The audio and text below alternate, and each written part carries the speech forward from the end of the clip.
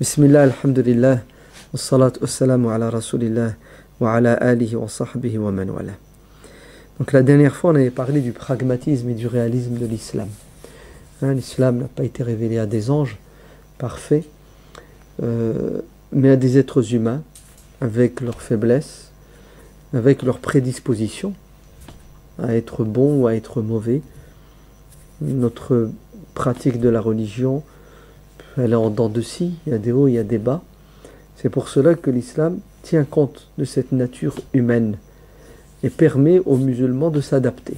Toutes les circonstances, au milieu, pour pouvoir justement rester musulmans coûte que coûte, quitte à ce qu'ils ne soient musulmans que dans le cœur, c'est suffisant. Illa man ukriha wa qalbuhu mutma'innun bil iman. Jusqu'à ce que le musulman subisse une pression forte de la part de l'environnement, du milieu ou d'un ennemi extérieur, et qu'il renie sous la pression Dieu et son prophète verbalement, et qu'il reste au fond de lui-même croyant, sincère, c'est accepté et c'est suffisant aux yeux de Dieu. Et tu peux rester comme ça 10 ans, même 50 ans, même mourir dans cet état. Et c'est ce qui est arrivé à une partie de la communauté musulmane de l'Andalousie, qui sous la domination des rois catholiques, qui vont virer dans l'Inquisition, seront contraints, forcés à abandonner leur religion, et ils l'abandonneront en apparence, et ils resteront musulmans dans leur fort intérieur, ou dans la sphère privée, puisqu'ils iront jusqu'à un moment donné faire des mosquées sous terre, et vivre la religion dans la clandestinité. Ils auront même des imams qu'on appellera en espagnol el faquilles, el fuqaha, qui ne verront jamais la lumière du soleil. Ils vivront sous terre toute leur vie. Pourquoi? Parce que la pression du milieu était terrible. Ils devaient taire leur foi, leur appartenance à la communauté musulmane. Et l'islam autorise et le permet, puisque quand tu es dans la nécessité et la difficulté, tout devient possible, licite, autorisé. Donc ça s'appelle du réalisme, du pragmatisme. Et un deuxième fondement de notre religion, c'est la souplesse et la simplicité. Que ce soit dans les croyances, dans les pratiques. Dieu nous demande de croire, et la croyance en islam est accessible à toutes les personnes, quel que soit le niveau intellectuel. Le bac plus 15 est invité à croire en la même chose que celui qui n'a pas fait d'études. Pourquoi? Parce que le paradis doit rester ouvert à tout le monde et tout le monde doit avoir sa chance. Donc, les croyances sont accessibles, elles ne sont pas compliquées du tout. À un moment donné de l'histoire de la pensée musulmane, tout va se complexifier, malheureusement. À cause de quoi? À cause du contact avec les autres civilisations qui, elles, étaient déjà entrées dans la complexité. Les juifs, les chrétiens, avec toutes les ramifications, toutes les branches, qui ont fini par quoi? Par polémiquer, et qui se sont divisés. Et à un moment donné, le dogme juif ou chrétien était devenu un mystère. D'ailleurs, c'est encore le cas pour nos amis chrétiens qui disent c'est un mystère. La Trinité, c'est un mystère. Tu dois croire, même si tu ne comprends pas. Et puis, les conciles vont se suivre les uns après les autres pour définir à chaque fois un credo différent, de plus en plus compliqué. Mais écoutez, à un moment donné, les musulmans vont suivre, comme dit le hadith, les autres communautés pas à pas, si bien que s'ils s'engouffrent dans le terrier d'un renard, d'un loup, les musulmans vont les suivre. C'est-à-dire, ils vont faire des choses qui sont contre nature. Les musulmans vont commencer à rendre compliquée la croyance qui doit rester accessible, claire, limpide. Par exemple, la question du destin. Un jour, le prophète sallallahu alayhi wa sallam entre dans la mosquée, il voit des musulmans assis, en cercle, qui discutent et qui polémiquent. De quoi est-ce que vous parlez? On est en train de polémiquer autour de la prédestination. Et là, le prophète alayhi salam va devenir rouge de colère, en leur disant, vous serez bien guidés tant que vous n'aborderez pas cette thématique de la prédestination et du destin. Dans une autre verset, le devenir aussi des enfants qui naissent de familles non musulmanes, quel est leur devenir? En vérité, qu'est-ce que le prophète alayhi salam veut dire?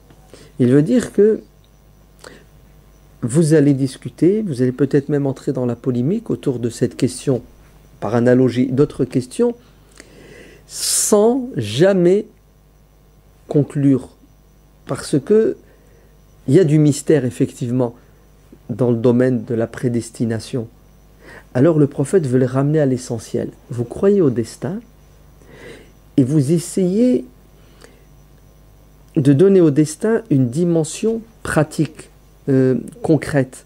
C'est-à-dire, qu'est-ce que ça vous apporte, le fait de croire au destin? Tu n'as plus peur de la mort, puisque la mort, c'est écrit, c'est ça.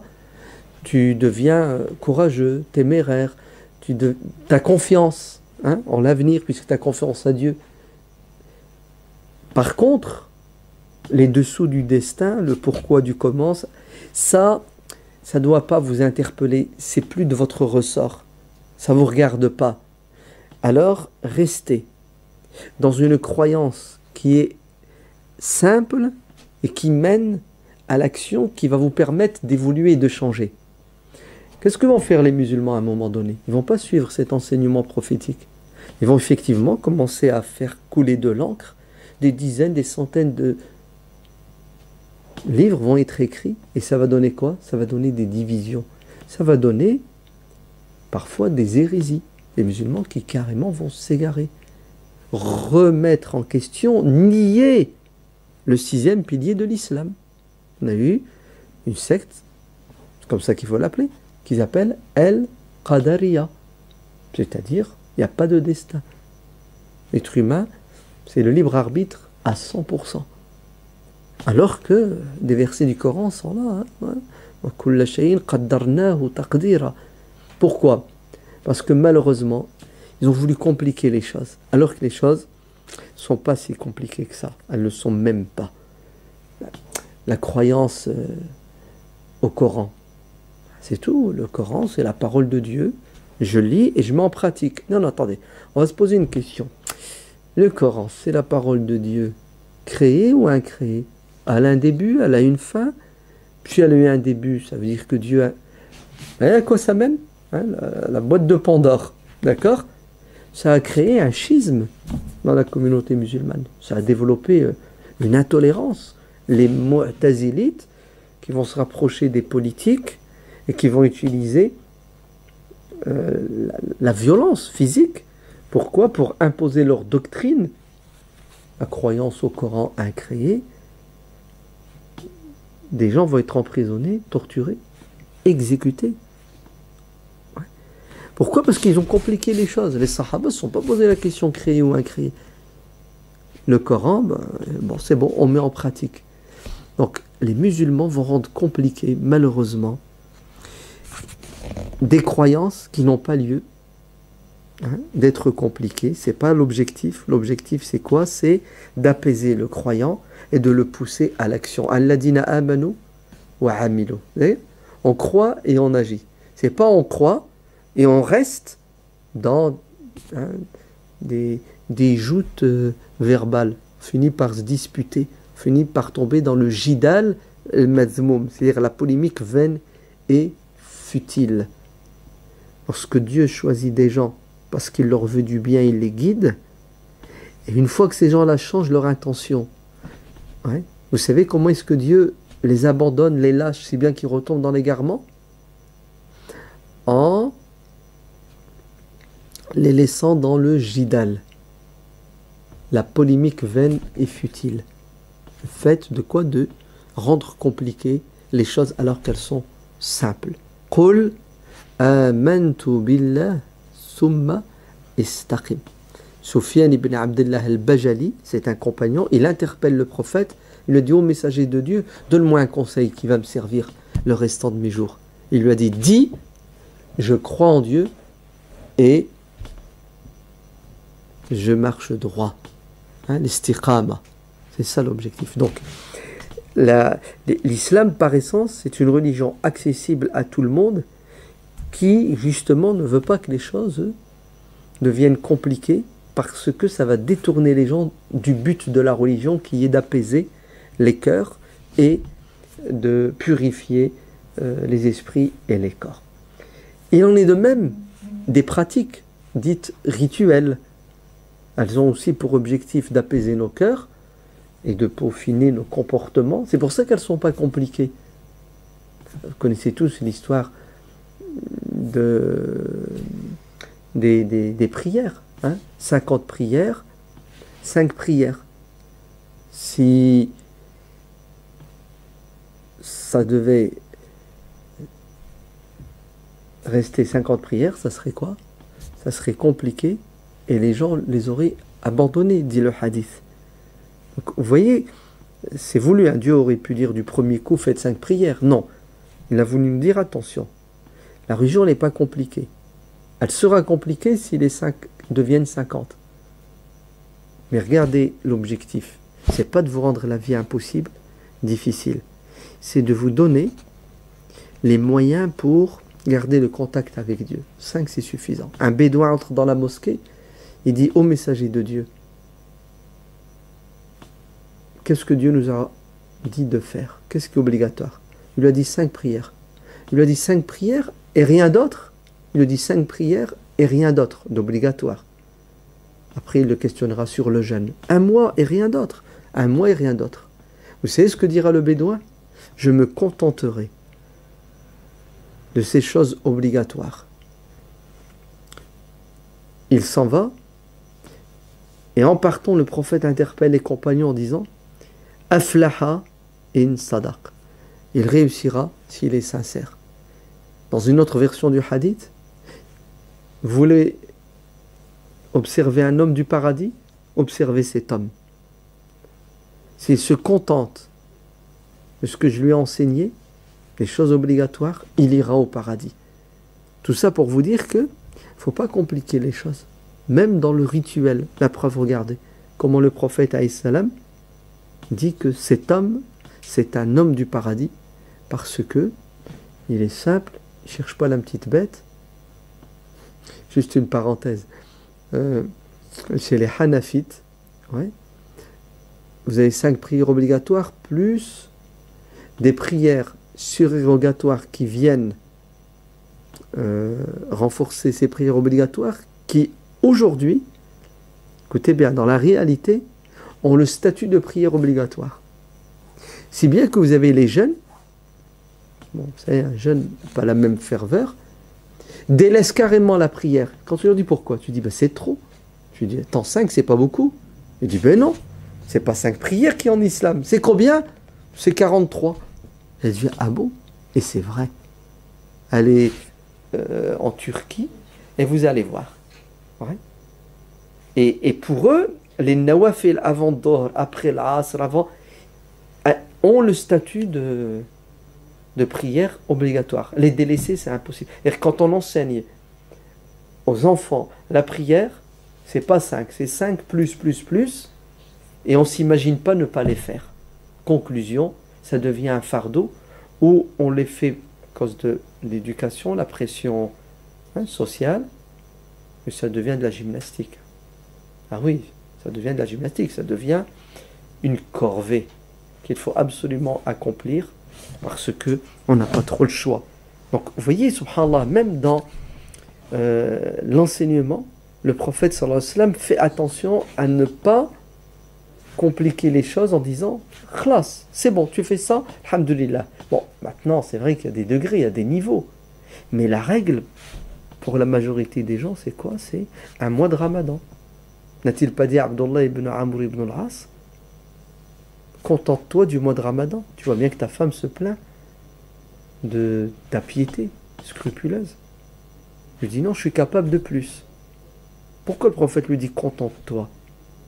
Parce que c'est ce que Dieu nous demande. Le reste, il faut faire attention. Si tu veux rajouter des jours, ça ne doit pas être aux dépens d'autres obligations. Non, on croit que Dieu ne va nous aimer que si et seulement si On s'adonne au surérogatoire, entre guillemets, rituel.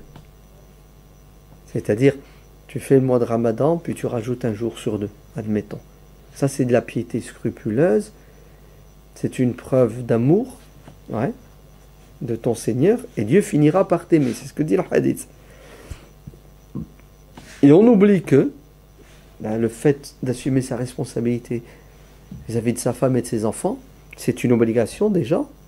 Et deuxièmement, ça nous rapproche de Dieu aussi. Dieu nous aimera parce qu'on assume notre responsabilité.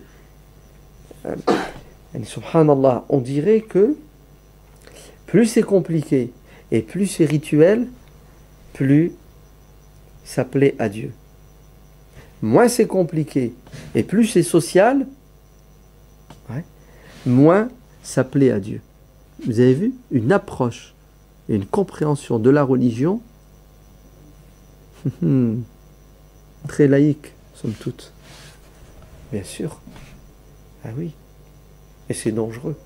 Et c'est pas bon. Donc, le prophète sallallahu alayhi wa sallam, quand il enseignait, il ne compliquait pas. Hein? Il leur disait, faites l'obligatoire. Vous avez la pêche, vous avez la force, vous avez du temps. Rajoutez. Sinon, attention, attention. Celui qui rend obligatoire une chose que Dieu n'a pas décrétée comme obligatoire commet un péché aussi grave que celui qui interdit ou qui autorise. Interdire ce que Dieu n'a pas interdit est un péché grave. Rendre obligatoire ce que Dieu n'a pas rendu obligatoire est un péché grave aussi. Pourquoi?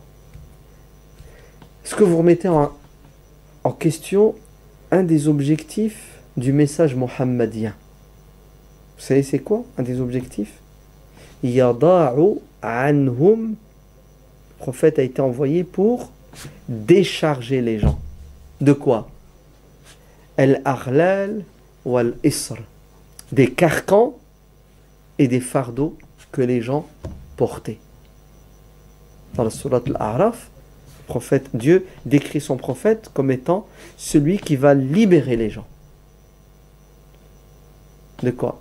D'une interprétation et d'une pratique de la religion erronée qui est celle des différentes sectes juives de l'époque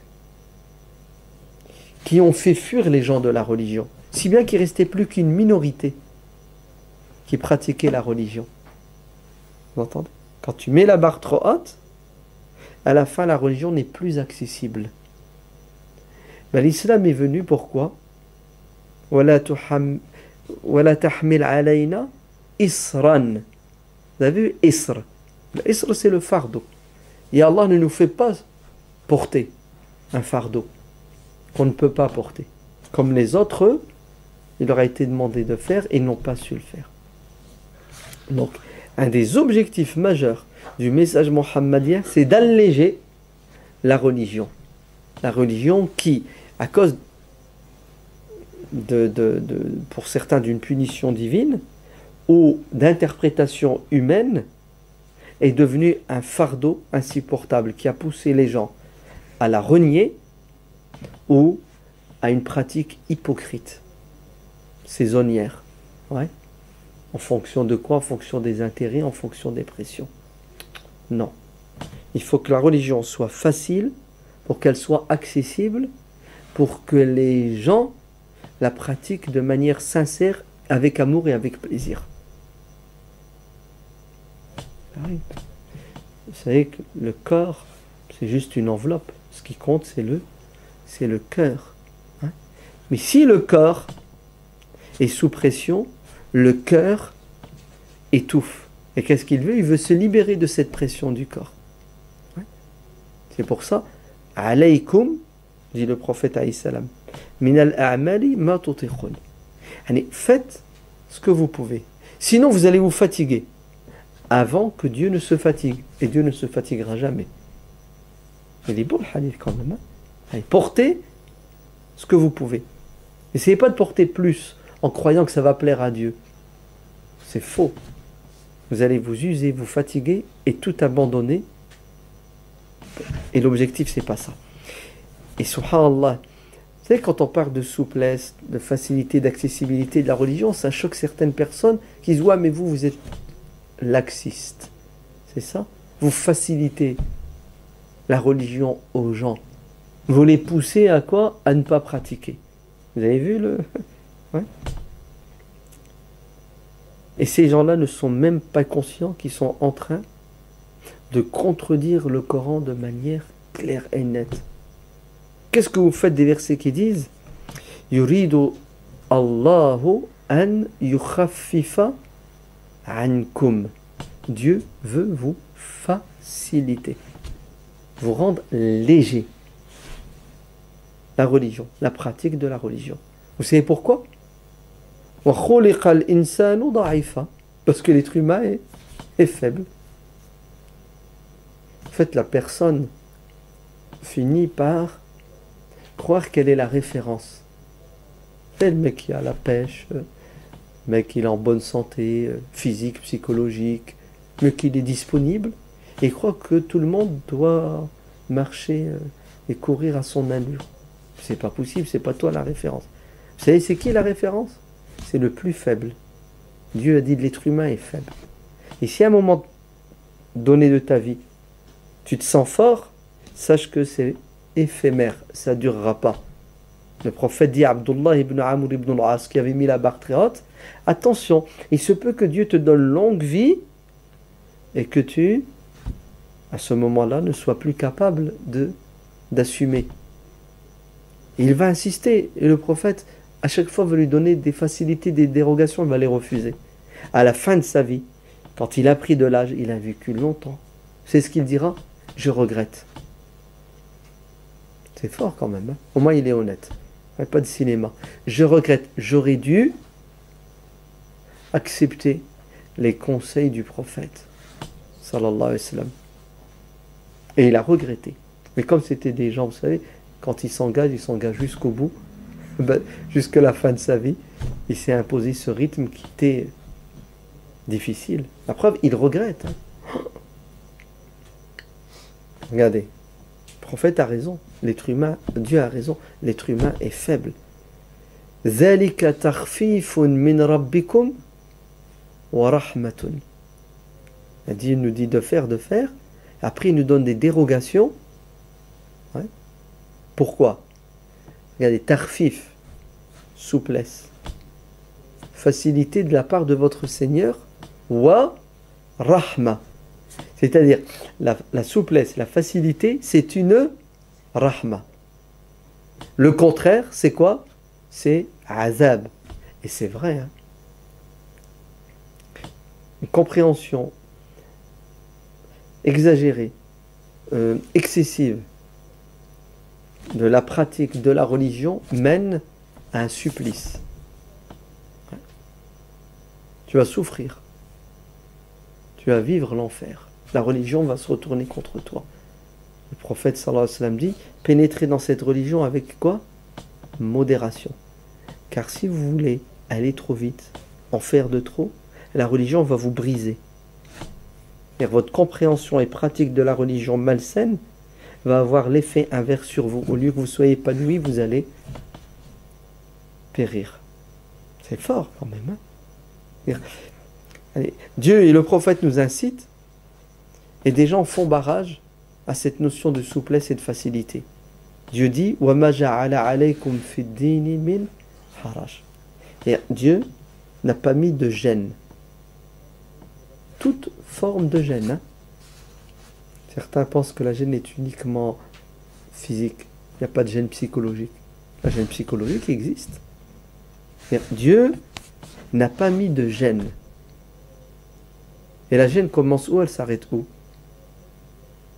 Ce qui est gêne pour toi ne l'est pas pour moi. Vous êtes bien d'accord? Donc c'est pas toi la référence. Ni moi.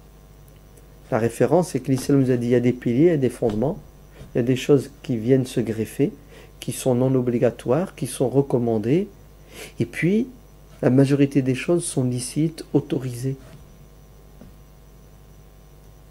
Ouais, c'est bien classifié quand même. Hein? Ouais. On appelle ça l'ahkam al-taklifiyya.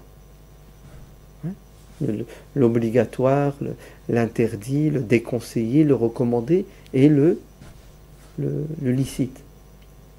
Est-ce que vous savez qu'il y a des gens aujourd'hui qui n'ont pas ce sens de la hiérarchisation des devoirs en islam, des concepts, et ils confondent tout. Tu dis, si, il ne faut pas faire ceci. Pourquoi? Le prophète sallallahu alayhi wa sallam il a dit qu'il ne fallait pas le faire. Et il croit, il pense que parce qu'il a dit le prophète a dit, ça voulait dire que c'est interdit. Oui, mais je l'ai lu dans le Coran, Dieu a dit ceci. Regardez, subhanallah, la prédisposition psychologique. Dieu a dit, le prophète a dit, automatiquement, c'est interprété dans le sens de l'interdiction. Ah oui, hein. Le prophète sallallahu alayhi wa sallam dit, par exemple, ne buvez pas debout. Asseyez-vous si vous voulez boire ou si vous voulez manger. C'est haram de boire debout. Vous avez vu? Tout de suite, on interprète les dires, les actes du prophète pour qu'il se rapproche le plus de l'interdit. Parce qu'on croit et on pense que le religieux, c'est quoi? Des obstacles, des interdits. C'est impressionnant. Ali ibn Abi Talib fait ses ablutions. Il lui reste de l'eau dans son récipient. C'est ce qu'il fait. Il se met debout. Il prend l'eau et il boit l'eau. C'est ce qu'il leur dit. Vous savez pourquoi je viens de boire? Pour vous montrer que boire debout, ce n'est pas interdit.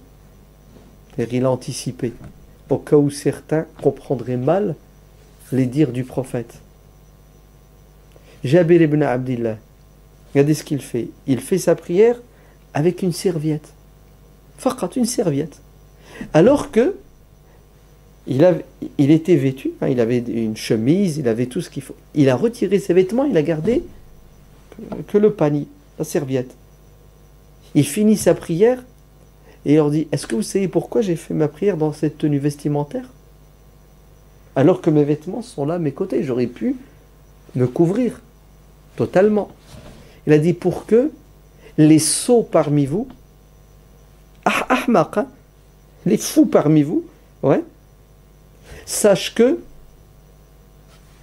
il est autorisé de prier de cette manière. Pourquoi? Vous pensez qu'au temps du prophète, on avait des vêtements?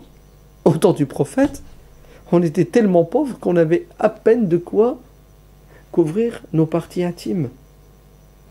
Regardez comment il veut les rappeler à quoi? Il veut les rappeler à une réalité, certes, mais surtout à une compréhension de la religion. Pourquoi vous devenez des rigoristes alors que ce n'est pas le cas? La religion n'est pas rigoriste. Elle est facile, elle est accessible, elle est simple, elle tient compte de la situation de la personne, de son niveau social, de plein de paramètres.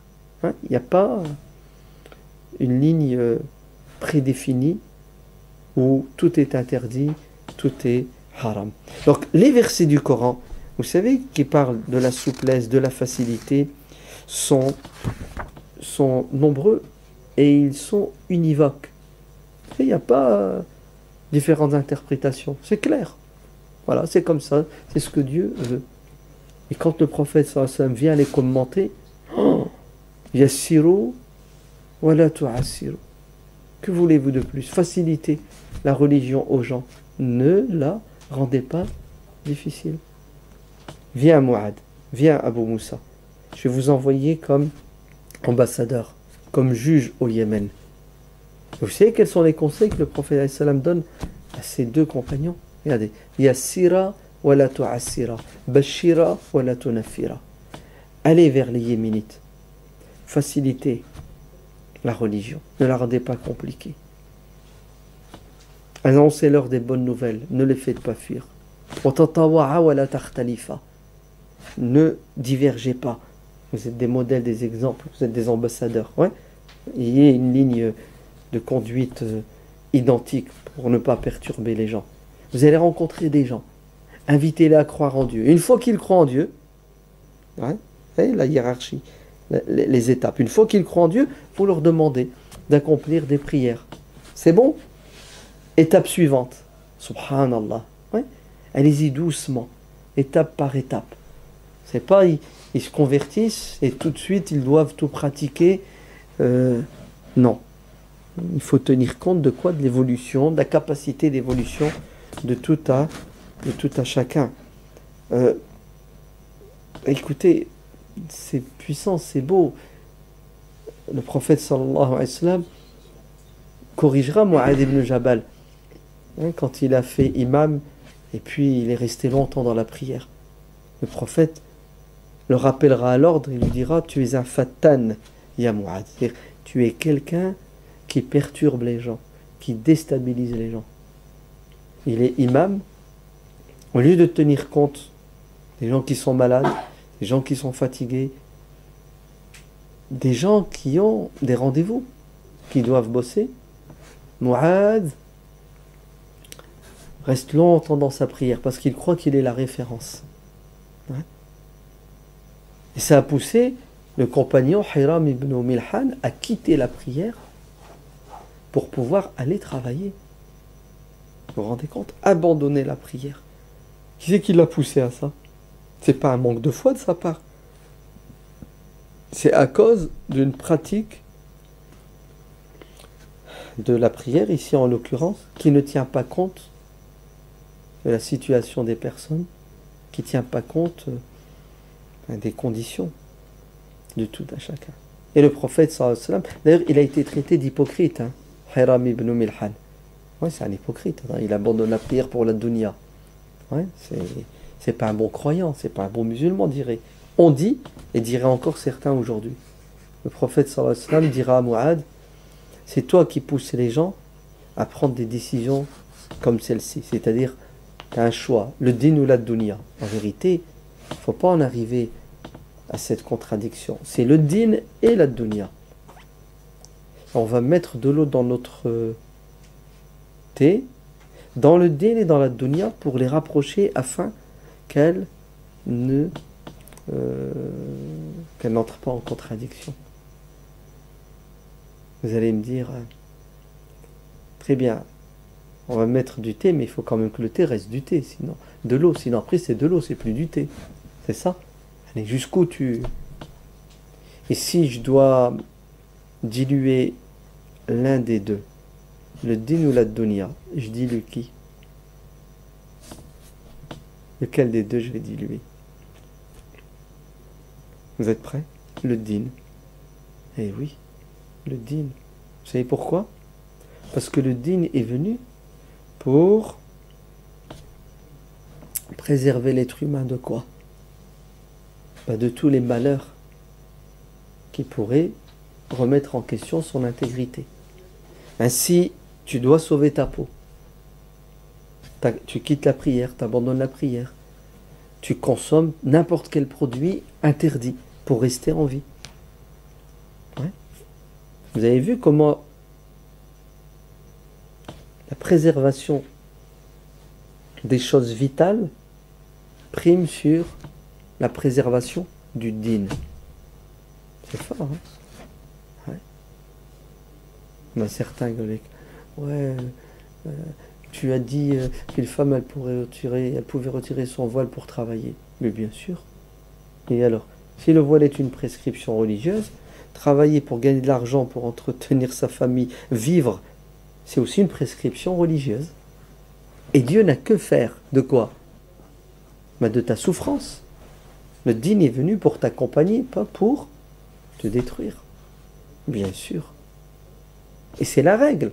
Dans la nécessité et l'obligation, tous les interdits deviennent permis. Bon, il faut les doser. Mais en tout cas, c'est ça la règle. Si ça, c'est pas de la souplesse, de la facilité, dites-moi alors qu'est-ce que c'est? Et le hadith est clair. Dieu aime, yuhibbu. Donc c'est que c'est bon. Le croyant qui opte pour les dérogations. Il y a une dérogation. Vas-y. Non, je préfère. Ouh là là là là. Je préfère, vous avez vu? Et je préfère la solution qui est un peu plus dure et plus difficile. Non. Dieu, il aime le croyant qui, lorsqu'il fait un choix, opte pour la solution de la souplesse et de la facilité. Le prophète, sallallahu alayhi wa sallam, quand il avait le choix entre deux solutions, l'une plus dure que l'autre, il choisissait la plus simple. C'est fort. Ça ne veut pas dire que Dieu n'aime pas celui qui s'impose la rigueur. Si, l'azima, c'est pas interdit en islam. Walakin l'azima, c'est particulier. Toi, tu t'imposes la rigueur. Toi, tu mets la barre où tu veux et t'assumes. Mais ne demande pas aux autres. Ne fais pas croire que la religion, c'est ce que tu dis ou ce que tu pratiques. Dis, c'est ta compréhension et ta pratique de la religion, et laisse les gens. Dans quoi? Dans la souplesse et la facilité. Sinon, les gens vont quitter la religion. Les gens vont fuir. Et c'est exactement ce que le prophète sallallahu alayhi wa sallam va reprocher à certains de ses compagnons. Vous connaissez tous l'histoire du bédouin qui est entré dans la mosquée, qui a uriné dans un coin de la mosquée. Ils ont voulu l'agresser. Le prophète leur a dit non, laissez-le. Parce que vous allez le faire fuir.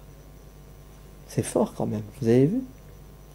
L'objectif c'est quoi? C'est de garder les gens dans le din, quitte à baisser la barre, ou ça, au plus bas niveau, et ensuite éduquer les gens pour s'éloigner des interdits, des choses qui sont déconseillées. Mais ça reste que la souplesse et la facilité sont des piliers, des fondamentaux de quoi? De notre religion. Soufiane al-Thawri a été qualifié de Amir al-Mu'minina fil hadith. C'est un degré. Le summum, le plus haut degré dans la science du hadith que peut atteindre un savant, c'est Amir al-Mu'minin, le prince des croyants dans la science du hadith. Soufiane al-Thawri dit,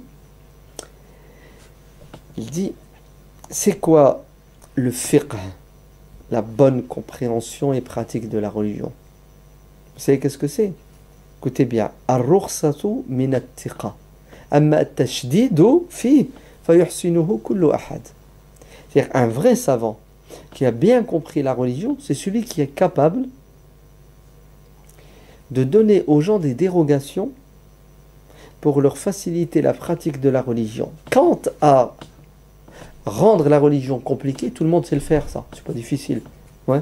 Tu dis, laisse tomber, c'est haram, c'est haram, c'est haram. Entre guillemets, tu prends pas de risque. Vous avez vu? En fait, c'est un risque aussi grave que l'autre. Interdire ce qui est halal, c'est un risque grave, comme autoriser ce qui est haram. Donc, le vrai savant, c'est celui qui n'interdit pas ce que Dieu n'a pas interdit, et il n'autorise pas ce que Dieu a interdit. C'est subtil, hein? Hayya bismillah, vas-y.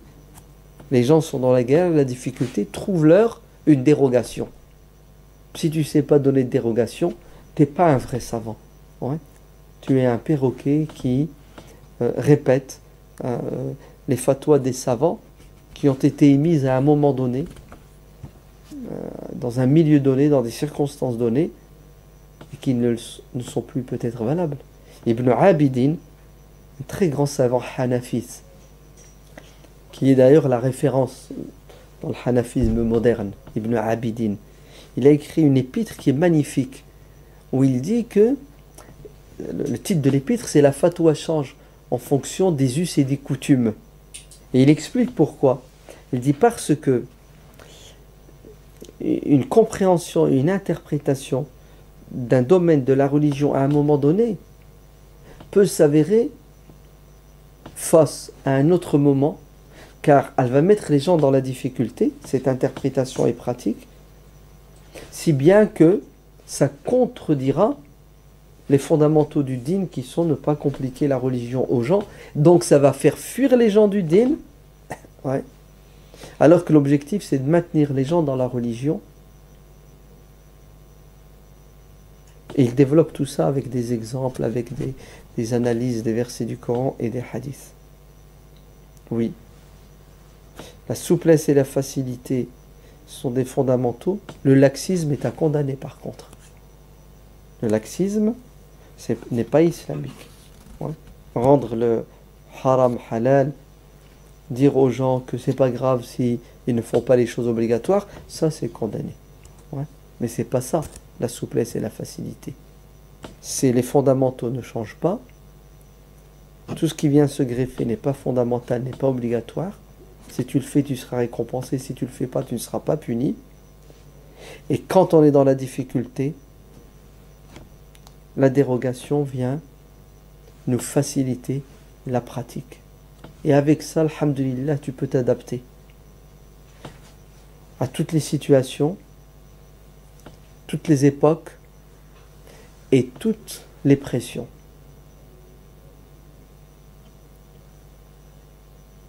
Vous êtes fatigué, hein? Ce qui est normal, non? Vous avez l'habitude de travailler. Que Dieu vous bénisse. Ça fait plaisir. Je ne veux pas vous prendre la tête plus longtemps. Allah yahfadkoum wa yubarak fikoum. C'est important. Il y en a beaucoup qui ont une excitation, ils ont mis la barre haute, après ils ont tout abandonné. Attention, la vie est longue, je l'espère, Inch'Allah, pour nous tous. La meilleure des actions, c'est celle qui dure, aussi minime soit-elle. D'accord? Peu qui dure, mettez l'accent sur la qualité. Faites attention à la quantité vide de sens et de profondeur. Qu'Allah vous bénisse. Vous donne la force de réaliser vos projets.